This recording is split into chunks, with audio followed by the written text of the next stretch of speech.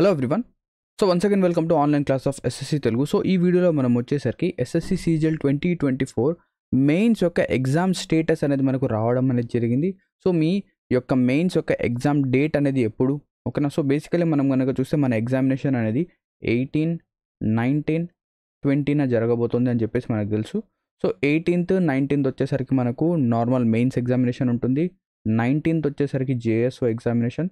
ఒకవేళ మీరు జేఎస్ఓ కనుక క్వాలిఫై అయితే మీ యొక్క మెయిన్స్ యొక్క స్టేటస్లో మీకు ఏమొస్తుందంటే మీకు ఎగ్జామ్ వచ్చేసరికి 18th అండ్ 19th రెండు ఉందని చెప్పేసి, లేదా 19th అండ్ 20 ఈ రెండు డేట్స్లో మీకు ఎగ్జామ్ ఉందని చెప్పేసి ఇక్కడ చూపించడం అనేది జరుగుతుంది. సో ఈ స్టేటస్ అనేది మీరు ఎలా చెక్ చేయాలి, మీ యొక్క ఎగ్జామ్ సిటీ అనేది మీకు ఎలా తెలుస్తుందంటే, సో ఫస్ట్ ఆఫ్ ఆల్ ఇది నోటీస్ అనేది మనకు అఫీషియల్ వెబ్సైట్లో రావడం అనేది జరిగింది.